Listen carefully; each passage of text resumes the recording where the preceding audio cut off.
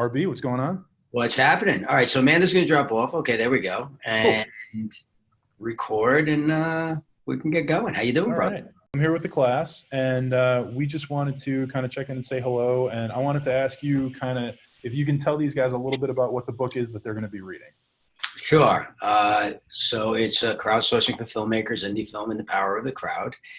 And it's a book that I was approached to write by Focal Press, Rutledge, back in really like 2013, 2014, after giving a talk at AFM on crowdsourcing, which, you know, it's fascinating because that was 6, 7, 8 years ago, or 7 years ago now. I think it was 13. And even now, people don't quite understand the concept of crowdsourcing, even in this era of social media and this age of digital communication. People just don't understand the value of sourcing a crowd, and they confuse it with crowdfunding. And of course, one plays into the other, as you guys are going to learn over the next few months. But so I was asked to write it and turned it down like 2 or 3 times. And then finally they wore me down, and I wrote it in 2017, and here it is. And really, it's exactly what I was just talking about. It's really about how do you give yourself an advantage in this marketplace, in this DIY world, where there's so much noise and so many people competing for the same eyeballs and to be heard. How do you gain a competitive advantage by identifying, engaging, and moving a crowd on behalf of the brand of you and the brand of your projects? And it's being done incredibly enough now. It's being done. It used to be done really at a grassroots level with independent filmmakers, but now it's even being done on the studio level. You're seeing it more and more. You're seeing these studios taking it to the streets with their marketing and building an audience 6, 10, 12 months, sometimes 18 months ahead of a film's release. And it really is the wave. And if you could do it right, you're going to win champions, you're going to win fans, you're going to win people that are going to run through a wall for you and follow you all throughout your career. Now, the key thing that you're talking about here is finding that crowd and building that crowd. Now, the one thing that I haven't started talking to these guys about yet, but that I'm going to, is that it doesn't happen overnight. No. Can you talk a little bit about that, just the effort, you know? Sure. I mean, look, I like to say, if you're looking to have a career in this business, then look at it like a career. Look at it as the long game, right? Everything is the long game. So most people quit in this business because they think everything's going to happen to them overnight. They want results like that. They want things to happen like that. The reality is that, again, it's a marathon, not a sprint, but that shouldn't be discouraging. It should actually be a lot of fun. The idea of building a career and building these relationships is something that, you know, over the course of time is going to be probably the most rewarding thing you do, because you're going to find your tribe. You're going to find the people you want to work with. You're going to find your financiers. You're going to find your producers, your fellow writers, your fellow filmmakers, all of it. But it takes time. It does. If you think about, I always like to say, just to kind of illustrate it, if you think about the friendships that you have, the best friendships you have, the deepest relationships that you have, those things happened over time. You didn't meet somebody one night and all of a sudden they were your best friend. It happened over time because there's a level of trust. There's a lot of communication that has to go on. And it's no different with crowdsourcing. It's the whole idea is you're trying to present yourself, of course, in a very selfless manner. These are some of the things you're going to learn, but in a very selfless manner, a very giving manner, so that people want to work with you and people want to become champions of what you do. And, there's nothing more powerful in this business, I'll tell you this straight out, than having advocates go out on your behalf to speak about your work, the type of person you are.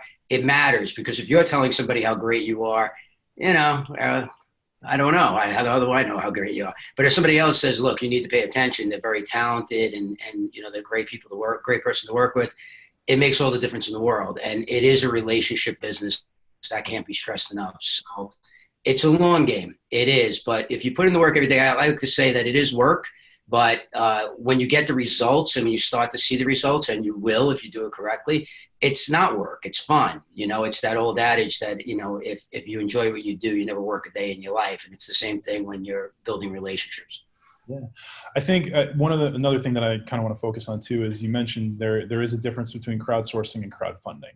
Sure. I mentioned that to these guys at the very beginning of the class, but if you want to just talk a little bit about the importance of that difference and how one plays into the other, I think that's huge. I mean, sourcing is something you can do with everything. I mean, it's just sourcing a crowd. So if you really break down the word, it's really about what we spoke about earlier, which is like this idea of identifying, engaging, and moving an audience at its most base. There's many, many facets that go into that, and many, many strategies that go into that, which you guys will be learning throughout the semester. But crowdfunding, of course, is raising money through the crowd, through friends and family at the start, but then also through these people that you source and that you win on your behalf. So I always like to say that you cannot have, and I've never seen a successful crowd-funded film.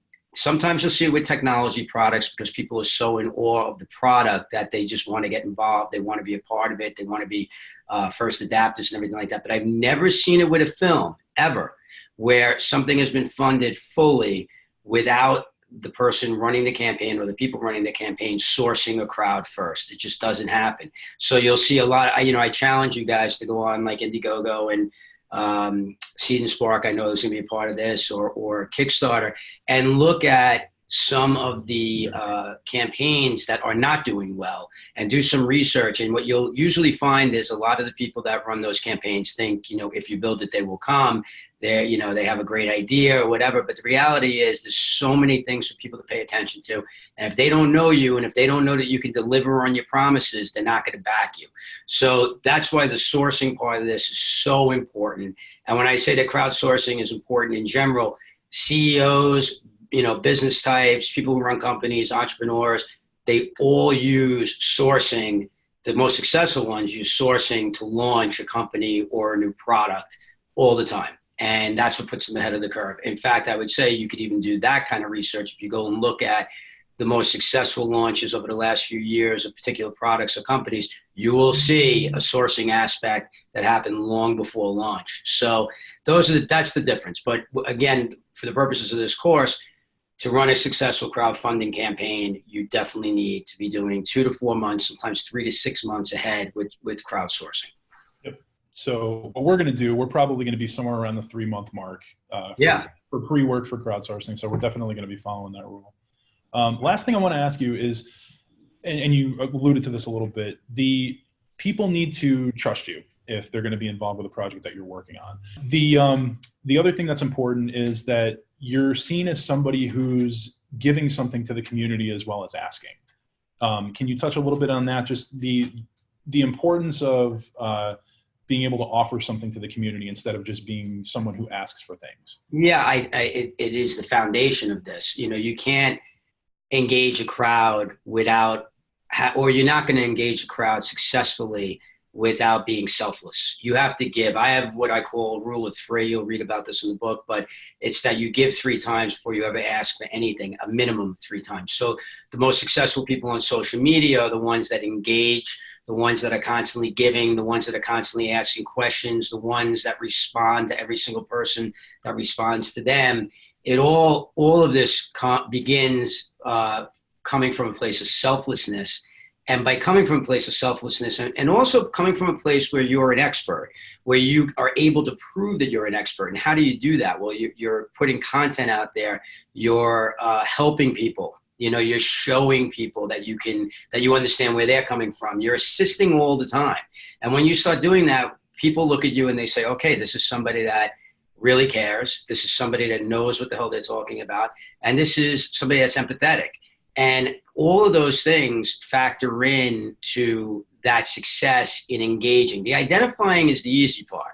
We can all identify who the audience of the film is, although you're going to have to be honest with yourself on that too. Some people say everyone, and that's never the case, by the way. But it's the engagement that is the most difficult aspect of it. It's step 2 of this process is the most difficult, and it's where people fail the most, because most people come in from a narcissistic, look at me kind of angle, and that doesn't work. It's so easy to tune out. And as it relates to crowdfunding, I can't tell you, and Marty could attest to this because him and I had this conversation a million times. I can't tell you how many emails, DMs we get a week at Stage 32, and I get on my personal accounts that say, hey, I have a crowdfunding campaign.